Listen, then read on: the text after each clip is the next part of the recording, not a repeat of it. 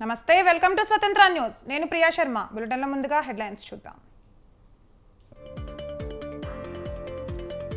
CM పదవికి నితీష్ రాజీనామా బీజేపీతో కలిసి ప్రభుత్వాన్ని ఏర్పాటు చేయనున్న జేడీయూ చీఫ్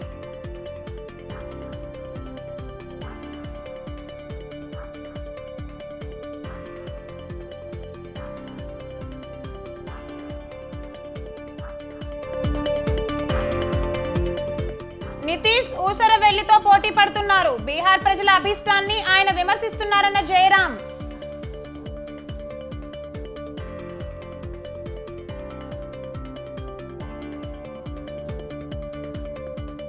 వైసీపీ పాలనలో ప్రజల జీవితాల్లో మార్పు రాలేదు స్థానిక సంస్థలకు ఇచ్చే నిధులను కొట్టేశారన్న చంద్రబాబు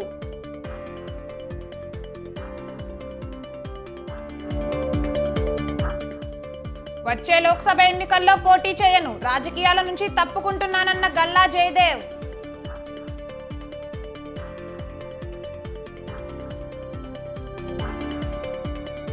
గవర్నర్ ప్రసంగం దారుణంగా ఉందన్న కేటీఆర్ గత కేసీఆర్ ప్రభుత్వంపై నిందలు వేశారని ఆగ్రహం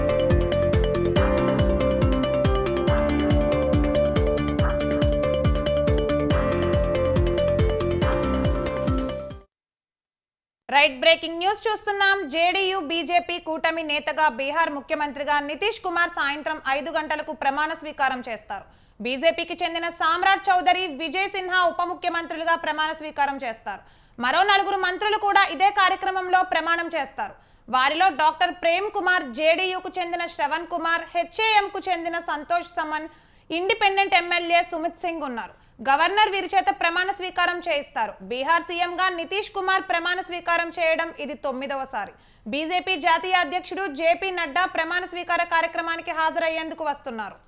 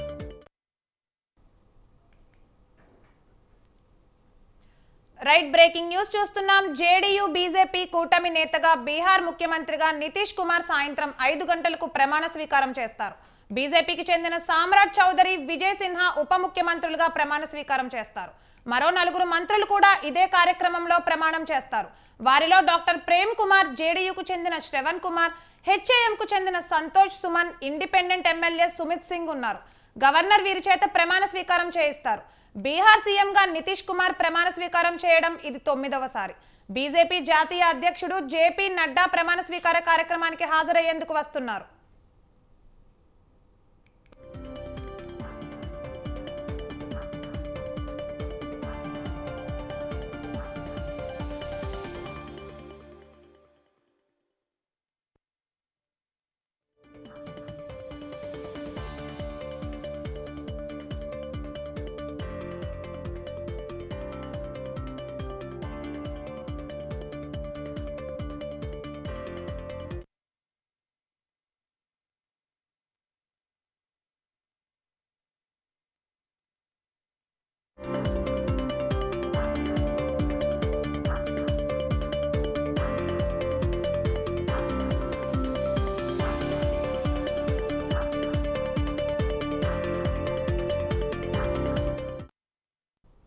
జేడీయూ అధినేత నితీష్ కుమార్ మీద కాంగ్రెస్ పార్టీ తీవ్ర స్థాయిలో విరుచుకుపడింది. తరచూ రాజకీయ భాగస్వామ్యాలను మార్చే నితీష్ కుమార్ రంగులు మార్చడంలో ఊసరవెల్లికి గట్టి పోటీ ఇస్తున్నారని కాంగ్రెస్ సీనియర్ నేత జైరాం రమేష్ అన్నారు. బీహార్ ప్రజల అభిష్టాన్ని ఆయన విమర్శిస్తున్నారని మండిపడ్డారు. రాహుల్ గాంధీ చేపట్టిన భారత్ జోడో న్యాయయాత్రను చూసి ప్రధానమంత్రి మోదీతో పాటు బీజేపీ భయపడుతోందన్నారు. దాని నుంచి ప్రజల దృష్టి మరలించేందుకే ఈ నాటకీయ పరిణామాలకు తెరతీశారని విమర్శించారు. नीतीश कुमार जी ने इस्तीफा दिया है, उसमें कोई आश्चर्य की बात नहीं है, क्योंकि नीतीश कुमार जी एक बड़े अनुभवी राजनीतिक व्यक्ति हैं। कई साल वो मुख्यमंत्री रह चुके हैं, केंद्र में मंत्री रह चुके हैं, पर वो बार बार अपना राजनीतिक रंग बदलते रहते हैं और राजनीतिक रंग बदलने में वो गिरगिटों का अच्छा मुकाबला देते हैं, वो कड़ी टक्कर देते हैं गिरगिटों का। मैं कहना चाहता हूं कि बिहार की जनता उनको और जो उनको नचा रहे हैं दिल्ली में बैठकर, उनको भी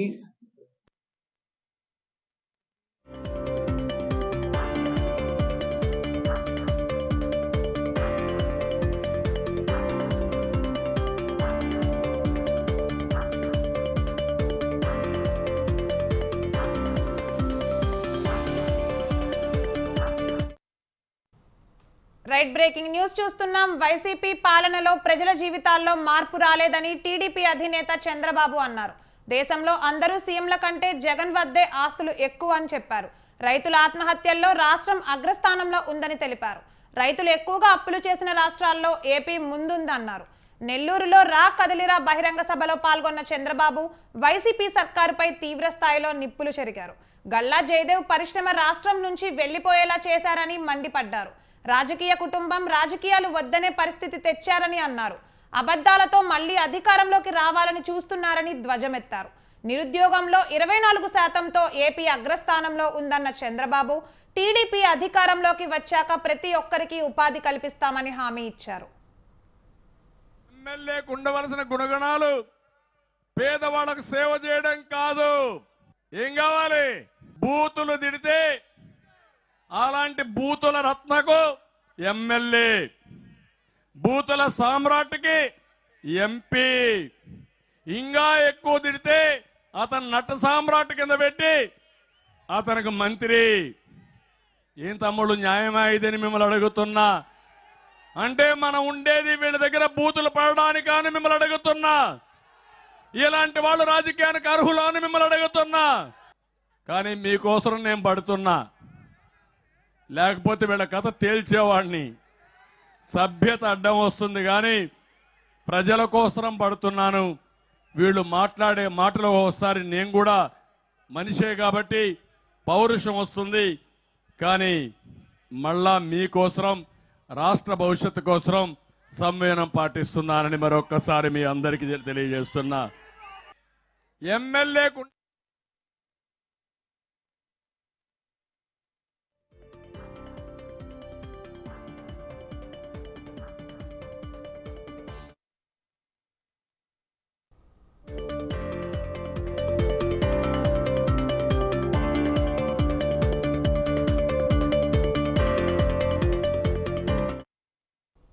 రైట్ బ్రేకింగ్ న్యూస్ చూస్తున్నాం. టీడీపీ చీఫ్ చంద్రబాబు నాయుడుపై మంత్రి పెద్దిరెడ్డి ఘాటు వ్యాఖ్యలు చేశారు. ఏపీలో టీడీపీ అధికారంలోకి రాదని అన్నారు. కుప్పంతో సహా చిత్తూరు జిల్లాలో అన్ని స్థానాల్లో టీడీపీని ఓడిస్తామని ధీమా వ్యక్తం చేశారు. చంద్రబాబుకు ఇంగ్లీష్ రాదని ఎద్దేవా చేశారు. 2014లో ఇచ్చిన హామీలను చంద్రబాబు నెరవేర్చారా అని ప్రశ్నించారు. చంద్రబాబుకు దమ్ముంటే ఎన్నికల్లో పోరాడాలని, చౌకబారు విమర్శలు చేయొద్దని సవాల్ చేశారు. చంద్రబాబు ఇంకా ఎక్కువ మాట్లాడితే రాళ్ల దెబ్బలు తప్పవు అంటూ మంత్రి పెద్దిరెడ్డి హెచ్చరించారు.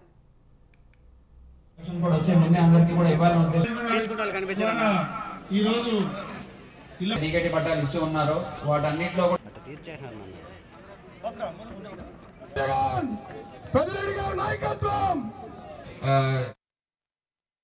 ఒక్క సీటు కూడా తెలుగుదేశం పార్టీకి వస్తే మన కాళ్ళను మనం నరుక్కున్నట్లయితుంది, మన అభివృద్ధిని మనం తప్పుగా పట్టించినట్లయితుంది, మన సంక్షేమ పథకాలన్నీ ఆగిపోయే పరిస్థితి వస్తుంది. ఈ చంద్రబాబు మోసకారి మాటలను నమ్మద్దండి. తప్పకుండా అతను ఏం మాట్లాడినా ఏం చేసినా ఈ రోజు నైరాశ్యంలో మాట్లాడుతూ ఉన్నాడు. అధికారంలోకి రాలేనని దూషణ పర్వానికి దిగాడు. నువ్వు ఏదైనా చేస్తుంటే 2014 నుంచి 19 దాకా 5 సంవత్సరాలు అవి చెప్పుకోవాలా. బుద్ధన్న అంత వయసు ఉంది, ఆ వయసులో మాట్లాడాల్సిన మాటల మీ పిల్లలేమో ఇంగ్లీష్ మీడియంలో చదవాల, రాని తెలుగులో మాట్లాడతాడు వాళ్ళ లోకేష్ గారు. మరి ఈయనేమో ఇంగ్లీష్ రాదు, ఏం రాదు, బ్రీఫ్డ్ మీ అని చెప్పిందంతా మీరు టీవీలో చూశాడు. ఆ కోట్ల కేసులు దొరికిపోయి ఇతను కూడా నా గురించి మాట్లాడుతున్నాడు.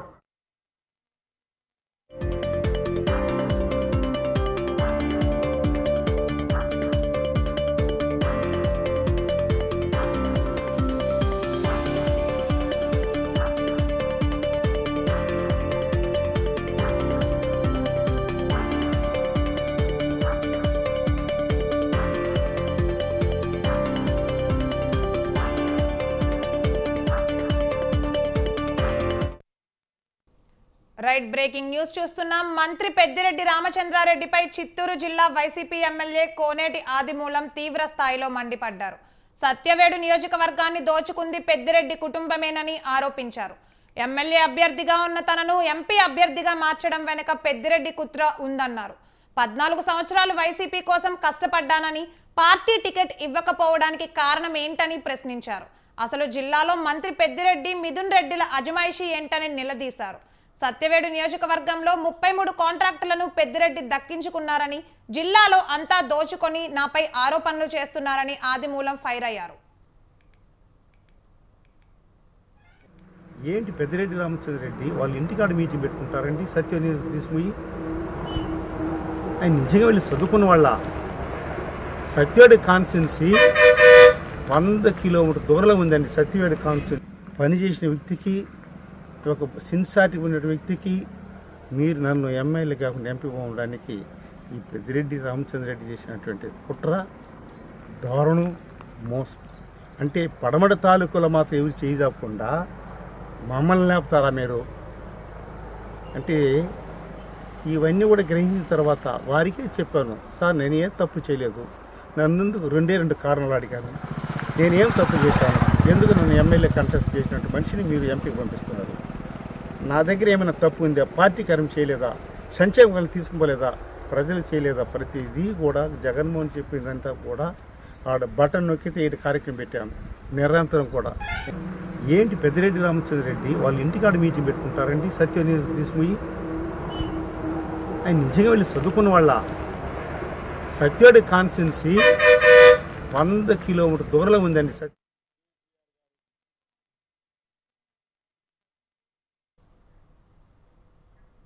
టిఆర్ఎస్ ఎమ్మెల్సీ వినోద్ మాట్లాడుతున్నారు. లైవ్ చూద్దాం. రాష్ట్రపతి ఉపన్యాసంలో చెప్పడం, కామన్ మినిమం ప్రోగ్రాంలో చెప్పడం, కాంగ్రెస్ పార్టీగా ఇస్తుంది అని చెప్పి ఆశ మనకు పెట్టడం, 2006లో కాంగ్రెస్ ఎగ్గొట్టింది తెలంగాణని. ఎందుకంటే కష్టాల గురించి చెప్పుకోవాలి. ఇలా మన కష్టకాలంలో ఉన్నాం, ఎలాంటి కష్టాలు ఎదుర్కొన్నాం, ఎట్లా వాటిని అధిగమించడం చెప్పడానికి మాత్రమే నా ప్రయత్నం. దీంట్లో చాలా మంది 2006లో మీరు ఇక్కడ ఉన్నారు, కానీ నేను కేసీఆర్ గారు ఎమ్మడున్నా. తెలంగాణ రేపు వచ్చేసిందని చెప్పినటువంటి కాంగ్రెస్ పార్టీ మోసం చేసింది. ఆనాడు రాజశేఖర రెడ్డి ముఖ్యమంత్రిగా ఉన్నప్పుడు చాలా బాధపడ్డాం. మీకు తెలియదు, కేసీఆర్ గారు, ప్రొఫెసర్ జయశంకర్ గారు, మేము 4 ఎంపీలం, విద్యాసాగర్ రావు గారు రిటైర్డ్ చీఫ్ ఇంజనీర్, మేమందరం కూడా బాధపడేది ఎట్లా మళ్ళా ఉద్యమం అని చెప్పి ఆలోచించి ఆ రోజు కేసీఆర్ గారు రచించినటువంటి ఉద్యమ నేపథ్యం ద్వారా మళ్లీ మన తెలంగాణ ఉద్యమాన్ని ఉధృతం చేసుకున్నాం. 2009లో శాసనసభ ఎన్నికల్లో అంతగా గొప్పగా గెలవలేదు, ఓటమి పాలైనం.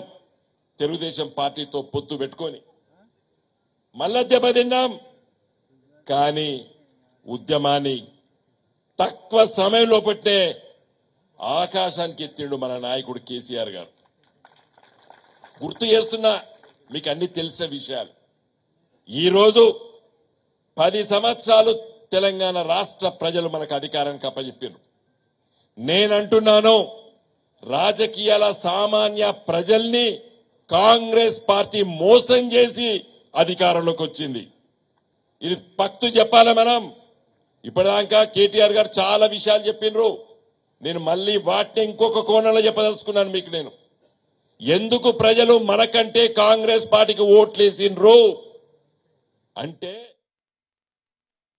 నియోజకవర్గాల్లో మొన్న జరిగిన ఎన్నికల్లో మనకు ప్రజలు గౌరవప్రదంగా 39 స్థానాలు, అంటే 3వ వంతు స్థానాలు మనకి ఇచ్చిండ్రు. మేము తీసవతల వాడేలే. అదే విధంగా 3వ వంతు స్థానాలు గౌరవప్రదంగా 119లో 39 ఇవ్వడమే కాకుండా ఒక 14 స్థానాల్లో 14 నియోజకవర్గాల్లో కేవలం మనం 4-5 వేల ఓట్ల లోపలనే ఓడిపోయింది. జుక్కలనే నియోజకవర్గం ఉంటది పక్కకు, నిజామాబాద్ లో, కామారెడ్డి జిల్లాలో. అక్కడ 1150 ఓట్లతో ఓడిపోయినాం. దేవరకద్ర అనే నియోజకవర్గం ఉంటది మహబూబ్ నగర్ జిల్లాలో, 1300 ఓట్లతో పోయినాం. 3000 ఓట్లతో సిరిపూర్ కాగజ్ నగర్ పోయింది. 3000 ఓట్లతోని బోధన్ పోయింది. 4200 ఓట్లతోని ఖానాపూర్ పోయింది. 5000 ఓట్లతోని నాగర్ కర్నూలు ఇంకా 2 నియోజకవర్గాలు పోయినాయి. 6000 ఓట్లతోని కామారెడ్డి మరొక 2 నియోజకవర్గాలు పోయినాయి. 14 నియోజకవర్గాల్లో స్వల్ప తేడాతో 5-6 వేల ఓట్ల తేడాతోని 14 నియోజకవర్గాలు పోయినాయి. ఆ 14లో మనం సగం గెలిచినా ఇవాళ పరిస్థితి ఎట్లుంటుండేనో నాకంటే బాగా మీకే తెలుసు. హంగ్ అసెంబ్లీ వస్తుండే, ఇవాళ తప్పకుండా పరిస్థితి వేరే ఉంటుండే. అంతా నేను ఎందుకు చెప్తున్నా అంటే, మనం ఓవరాల్ గా చూసుకుంటే కూడా, రాష్ట్రం మొత్తం చూసుకుంటే కూడా మనకు వాళ్ళకు ఫరక్ ఏం పెద్దగా లేదు. కాంగ్రెస్ కు వచ్చింది 38. కాంగ్రెస్ ప్రభుత్వం 24 గంటల కరెంట్ అని చెప్పి 16 గంటలే ఇస్తోందని మాజీ మంత్రి హరీష్ రావు అన్నారు. పాలన చేతగాక ప్రతిపక్షాలపై కేసులు పెట్టే ప్రయత్నం చేస్తోందని ధ్వజమెత్తారు. అధికారంలోకి వచ్చిన తర్వాత నేతలకు సమయం ఉండాలని అన్నారు. మెదక్లో బీఆర్ఎస్ నియోజకవర్గ సమావేశంలో పాల్గొన్న హరీష్ రావు కాంగ్రెస్ పాలనపై విమర్శలు గుప్పించారు. 2 లక్షల రుణమాఫీ చేస్తామన్న హామీ ఏమైందని ప్రశ్నించారు. బడ్జెట్ సరిపోదని తెలిసి కూడా ప్రజలను మోసం చేసే హామీలు ఇచ్చారని విమర్శించారు. ప్రతిపక్షాల మీద దాడి కాదు, ఇచ్చిన హామీలపై దృష్టి పెట్టాలని సూచించారు. ప్రజలు కూడా అన్ని ఆలోచన చేస్తున్నారు. పాలేందో నీళ్ళేందో తేలిపోయింది. మంచి చెడు అర్థమైంది. ఇంకా 2 నెలలే అయింది కాదే. మొన్న కర్ణాటక ఎవరు వచ్చింది నా దగ్గరికి. వాళ్ళతో అదొకటి ఇదోటి ఏదో మాట్లాడుతుంటే మీ దగ్గర ఎట్లుంది బై పార్లమెంట్ ఎలక్షన్ లో అని అడిగిన. ఆడ కూడా కాంగ్రెస్ గెలిచింది కదా అన్న. మా దగ్గర మొత్తం పాస్ అయిపోయింది కాంగ్రెస్ పార్టీ. 8 నెలల వాళ్ళు గెలిచి 5 గ్యారెంటీలన్నీ ఆగమైపోయినాయి. ఇప్పుడు ఎవడు కాంగ్రెస్ పార్టీకి మా దగ్గర ఓటేసేట్లేడు అన్నాడు. ఎందుకు అన్న, పొద్దుందాకా అసలు కరెంటే ఉండదట, రైతులకు మొత్తం మోటార్లు కాలుతాయట. వాళ్ళు ఆ హామీలు ఒక్కటి కూడా అమలు కాలేదన్న. మా దగ్గర 28 ఎంపీలు ఉంటే 20కి పైన ఇలా బీజేపీ గెలిచేటట్టుంది తప్ప కాంగ్రెస్ ఓటు గెలిచే పరిస్థితి లేదు. జనంకు ముక్కులకు వచ్చిందన్న అన్నారు. మన దగ్గర కూడా జరిపు 15 రోజులు 2 నెలలే అయింది. ఇంకా 6 నెలలు ఆగని. 6 నెలల తర్వాత మీ సర్పంచ్ ఎలక్షన్లు, ఎంపీటీసీ, కౌన్సిల్. అధికార కాంగ్రెస్ లో ఎంపీ టికెట్ల కోసం తీవ్ర పోటీ నెలకొంది. మాజీ మంత్రుల నుంచి యువ నేతల వరకు చాలా మంది టికెట్లు ఆశిస్తున్నారు. సామాజిక సమీకరణాలు, గెలుపు అవకాశాలు, పార్టీ బలంపై పార్లమెంట్ నియోజకవర్గాల వారీగా సునీల్ కొనుగోలు టీం రంగంలో దిగింది. సునీల్ కొనుగోలు సర్వేల ఆధారంగానే పార్లమెంటు టికెట్లు కేటాయించుకునేందుకు కాంగ్రెస్ రెడీ అవుతోంది. ఇంతకీ ఎంపీ టికెట్ల పరిశీలనలో ఉన్న నేతలెవరు? టికెట్లు దక్కని నేతల పరిస్థితి ఏంటి? రెబెల్స్ అవుతారా, విధేయులుగానే ఉంటారా? Watch the story.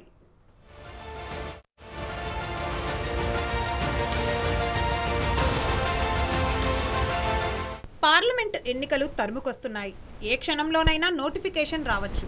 పార్లమెంట్ ఎన్నికల కాలం కావడంతో అన్ని పార్టీలు ఆ వైపుగానే ఆలోచనలు సాగిస్తున్నాయి, అడుగులు వేస్తున్నాయి. ఈ నేపథ్యంలో అధికార పార్టీ కాంగ్రెస్ వేగం పెంచింది. పార్లమెంట్ నియోజకవర్గాల వారీగా మంత్రుల రివ్యూలు చేస్తున్నారు. క్షేత్రస్థాయి పరిస్థితులను బేరీజ్ వేస్తున్నారు. సునీల్ కొనుగోలు టీం రంగంలోకి దిగింది. సీఎం మంత్రులతో సునీల్ కొనుగోలు భేటీ అయి పార్లమెంటు ఎన్నికలపై చర్చలు జరిపారు.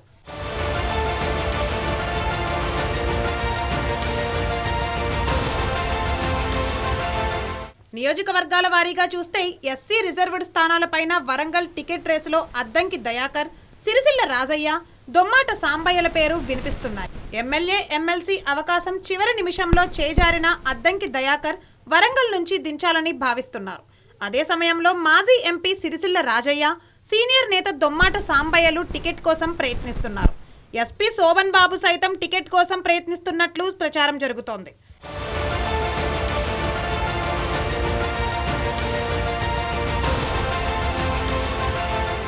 ఎస్సీ రిజర్వ్డ్ స్థానమైన నాగల్ కర్నూలు సీటును మాజీ ఎమ్మెల్యే సంపత్ కుమార్, ఢిల్లీలో తెలంగాణ ప్రభుత్వ ప్రత్యేక ప్రతినిధి మల్లు రవి, టీపీసీసీ ప్రధాన కార్యదర్శి చారకొండ వెంకటేష్ పోటీ పడుతున్నారు.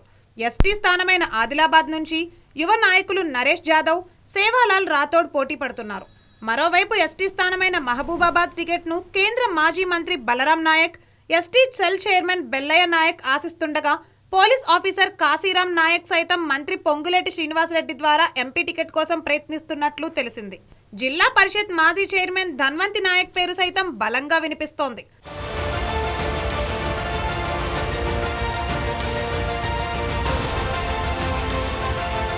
ఖమ్మం సీటును పలువురు కాంగ్రెస్ దిగ్గజ నేతలు ఆశిస్తున్నట్లు తెలుస్తోంది.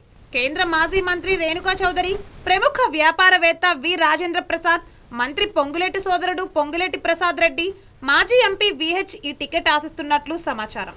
అయితే ఇక్కడ నుంచి సోనియా గాంధీ పోటీ చేయాలని టీపీసీసీ కోరుతోంది. ఇక హైదరాబాద్ ఎంపీ స్థానంలో ఫిరోజ్ ఖాన్, అజారుద్దీన్ పేర్లు బలంగా వినిపిస్తున్నాయి. ఎంఐఎంకు చెక్ పెట్టేందుకు పాత బస్తీలో పలుకుబడి ఉన్న ఎంబీటీతో పొత్తు పెట్టుకుని టికెట్ కేటాయించే అవకాశాన్ని కాంగ్రెస్ పరిశీలిస్తోంది.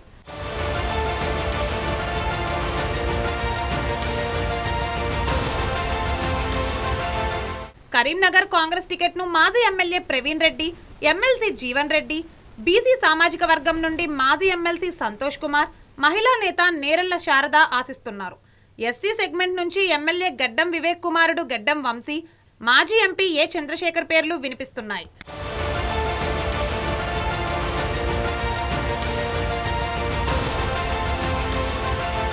ఇక నిజామాబాద్ నుంచి ఆరెంజ్ ట్రావెల్స్ సునీల్ రెడ్డి, సినీ నిర్మాత దిల్ రాజులు టికెట్ పోటీలో ఉన్నట్లు తెలిసింది. కరీంనగర్ నుంచి సాధ్యం కాకపోతే నిజామాబాద్ నుండి బరిలో నిలవాలని ఎమ్మెల్సీ జీవన్ రెడ్డి యోచిస్తున్నట్లు సమాచారం. మెదక్ టికెట్ కోసం మాజీ ఎమ్మెల్యే జగ్గారెడ్డి, మాజీ ఎంపీ విజయశాంతి ప్రయత్నిస్తున్నారు.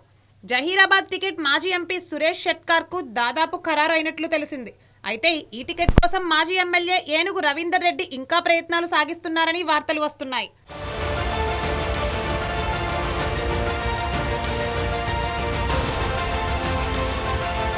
మల్కాజ్గిరి టికెట్ను మాజీ ఎమ్మెల్యే మైనంపల్లి హనుమంతరావు, మేడ్చల్ టికెట్ చేజారిన హరివర్ధన్ రెడ్డి ఆశిస్తున్నారు. సికింద్రాబాద్ నుంచి బరిలో నిలిచేందుకు చాలా మంది నేతలు పోటీ పడుతున్నారు. సికింద్రాబాద్ డీసీసీ ప్రెసిడెంట్ అనిల్ కుమార్ యాదవ్, వ్యాపారవేత్త వేణుగోపాల్ స్వామి, ఖైరతాబాద్ డీసీసీ ప్రెసిడెంట్ రోహిన్ రెడ్డి, మాజీ ఎమ్మెల్యే కోదండరెడ్డి ప్రయత్నిస్తున్నారు.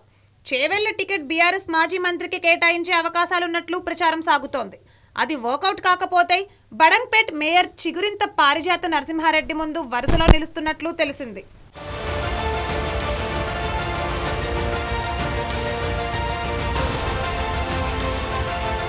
మహబూబ్ నగర్ నుంచి ఎంఎస్ఎన్ ఫార్మా అధినేత జీవన్ రెడ్డి, మాజీ ఎమ్మెల్యే వంశీచంద్ రెడ్డి, మాజీ మంత్రి చిన్నారెడ్డి కుమారుడు ఆదిత్యరెడ్డి ఎవరి ప్రయత్నాల్లో వాళ్ళున్నారు.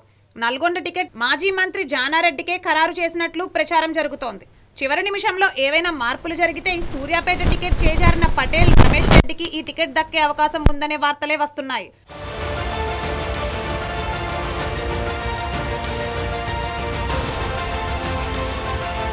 ఇక భువనగిరి టికెట్ కోసం TPCC vice president Chamala Kiran Kumar Reddy గట్టిగా ప్రయత్నిస్తున్నారని తెలిసింది. మంత్రి కోమటిరెడ్డి వెంకటరెడ్డి కుటుంబ సభ్యులు సైతం ఈ టికెట్ కోసం ట్రై చేస్తున్నట్లు తెలిసింది. వరంగల్ డీసీసీ మాజీ అధ్యక్షుడు జంగారెడ్డి, బీసీ కోటాలో ఉన్న కైలాష్ సైతం టికెట్ కోసం పట్టుబడుతున్నారని సమాచారం.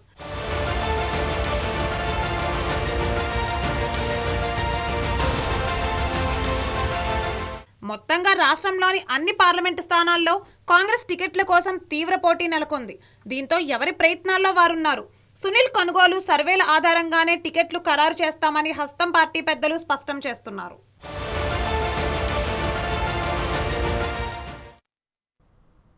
హైదరాబాద్ సైదాబాద్లో స్విగ్గీ డెలివరీ బాయ్స్ ఆందోళన చేపట్టారు. స్విగ్గీ యాజమాన్యం రోజుకు 24 రైడ్స్కి 850 రూపాయలు చెల్లిస్తోందని ఆగ్రహం వ్యక్తం చేశారు. తమకు న్యాయం చేయాలంటూ డిమాండ్ చేశారు. పరిష్కారం అయ్యే వరకు ఎటువంటి హోమ్ డెలివరీలు చేయమని హెచ్చరించారు.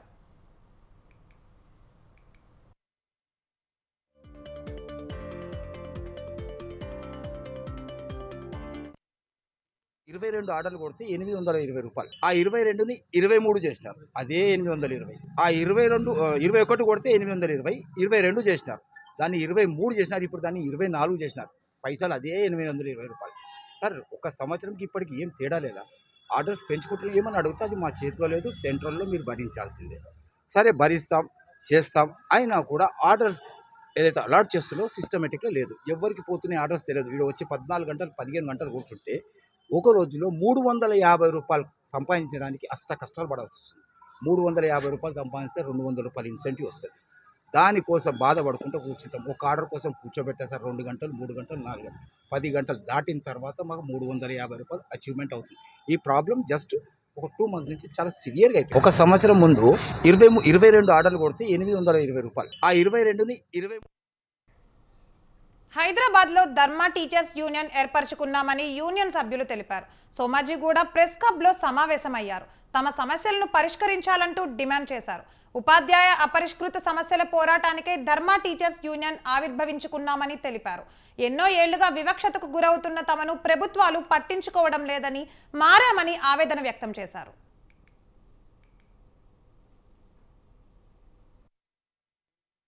టీచర్స్ యూనియన్ సమావేశాన్ని నిర్వహించుకొని ప్రకటించుకున్న సందర్భంగా రాష్ట్ర ప్రభుత్వం ముందు మేము కొన్ని ముఖ్యమైనటువంటి డిమాండ్లను పెడుతున్నాము. తక్షణమే అన్ని స్థాయిల్లో ఉన్నటువంటి అన్ని మేనేజ్మెంట్లలో పనిచేస్తున్నటువంటి ఉపాధ్యాయుల సమస్యల పట్ల ఇప్పుడున్నటువంటి ప్రభుత్వం చొరవ చూపాలని, అలాగే ముఖ్యంగా 317 జీవో వల్ల నష్టపోయినటువంటి ఉపాధ్యాయులకు, అలాగే స్పౌజ్ కేటగిరీలో పనిచేస్తున్నటువంటి 13 జిల్లాలలో మరి పనిచేస్తున్నటువంటి ఉపాధ్యాయులకు తక్షణమే వారికి పోస్టింగ్లు ఇవ్వాలని, మల్టీ జోన్ 2లో పనిచేస్తున్నటువంటి ఉపాధ్యాయులకు గతంలో మాదిరిగా జోన్ 1లో నిర్వహించినటువంటి ఇవి mid day news updates. Keep watching స్వతంత్ర టీవీ.